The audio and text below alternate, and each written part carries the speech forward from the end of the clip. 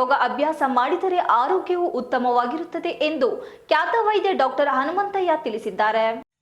ಮತ್ತು ಬಂಧುಗಳೇ, ಇಲ್ಲಿ ಆರಾಧ್ಯ ಯೋಗ ಬಳಗ ಚನ್ನರಾಯಪಟ್ಟಣ ಇದು ತುಂಬ 2017ರಿಂದ ತುಂಬ ಚೆನ್ನಾಗಿ ನಡ್ಕೊಂಬಂದಿದೆ ಯೋಗ ಶಾಲೆ. ಇದನ್ನು ವಯೋಮಿತಿ ಇಲ್ಲದೆ ಸಣ್ಣ ಮಕ್ಕಳಿಂದನೇ ಇದನ್ನು ರೂಢಿಸ್ಕೊಂಬಂದರೆ ಆರೋಗ್ಯ, ಮನಸ್ಸು ಮತ್ತು ಆಧ್ಯಾತ್ಮಿಕ ಎರಡೂ ಸೇರಿ ಆರೋಗ್ಯ ವೃದ್ಧಿ ಆಗುತ್ತೆ. ಈ ಮೊಬೈಲ್ ಯುಗದಲ್ಲಿ ಮೊಬೈಲ್ನ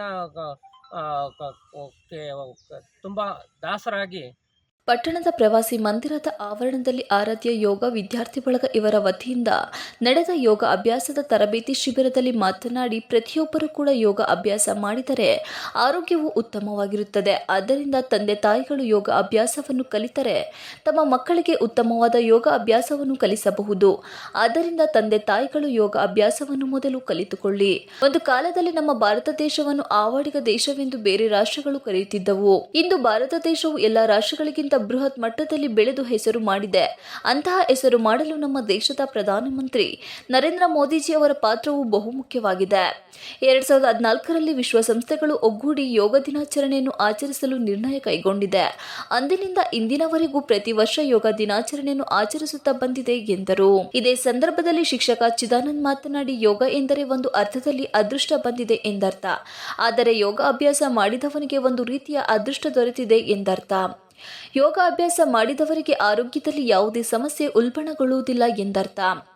ಮನುಷ್ಯ ಹುಟ್ಟಿನಿಂದ ಸಾಯುವ ತನಕ ತನ್ನ ಆರೋಗ್ಯಕ್ಕಾಗಿ ಹೋರಾಡುತ್ತಾನೆ. ಆ ಆರೋಗ್ಯವನ್ನು ಉತ್ತಮವಾಗಿ ಇಟ್ಟುಕೊಳ್ಳಬೇಕಾದರೆ ಅದು ಅದೃಷ್ಟ ಇರಬೇಕು. ಅದೃಷ್ಟವೇ ಯೋಗ ಎಂಬುದರ ಅರ್ಥವನ್ನು ಕಲ್ಪಿಸುತ್ತದೆ.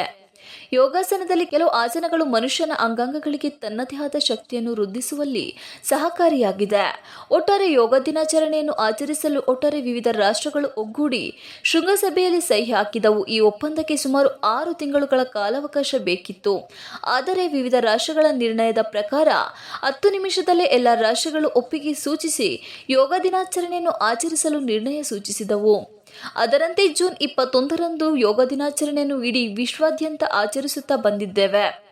ಅದರಲ್ಲೂ ನಮ್ಮ ಭಾರತೀಯ ಸಂಸ್ಕೃತಿಯಲ್ಲಿ ಯೋಗ ದಿನಾಚರಣೆಯನ್ನು ವಿಶೇಷವಾಗಿ ಆಚರಿಸಿ ಸಂಸ್ಕೃತಿ ಮತ್ತು ಆಚಾರ ವಿಚಾರಗಳನ್ನು ನಡೆ ನುಡಿಗಳನ್ನು ಆಧರಿಸಿ ನಡೆಯುತ್ತಿದ್ದೇವೆ ಎಂದರು. ಕಾರ್ಯಕ್ರಮದಲ್ಲಿ ಆರಾಧ್ಯ ಯೋಗ ವಿದ್ಯಾರ್ಥಿ ಬಳಗದ ಅಧ್ಯಕ್ಷ ಪುಟ್ಟಣ್ಣನವರು ಪ್ರಾಸ್ತಾವಿಕ ನುಡಿಯನ್ನು ಹಾಡಿದರು. ಇದೇ ಸಂದರ್ಭದಲ್ಲಿ ಸುರೇಶ್, ನಂಜುಂಡೇಗೌಡ, ದೇವರಾಜ್, ಮಂಜುನಾಥ್ ಇನ್ನು ಮುಂತಾದವರು ಹಾಜರಿದ್ದರು. ಕಲಾತ್ಮಕವಾಗಲಿ ಇತರೆ ಕ್ಷೇತ್ರಗಳಲ್ಲಾಗಲಿ ಕಾರ್ಯದಲ್ಲಿ ಜಯಗಳಿಸಬೇಕು ಅಂತಂದರೆ ಈ ಒಂದು ಯೋಗದಿಂದ ಬರುವಂತಹ ಒಂದು ವಿಶೇಷವಾದಂಥ ಶಕ್ತಿ ಮಾನಸಿಕ ಮತ್ತು ಶಾರೀರಿಕ ಶಕ್ತಿ. ಇಂತಹ ಒಂದು ದಿನಾಚರಣೆಯನ್ನು ಕೊಟ್ಟಂತಹ ಭಾರತ ನಮ್ಮ ಸಂಸ್ಕೃತಿ ಹೆಚ್ಚು ಅಂತಂದ್ಬಿಟ್ಟು ನಮ್ಮ ಗ್ರೇಟನ್ನು ನಾವು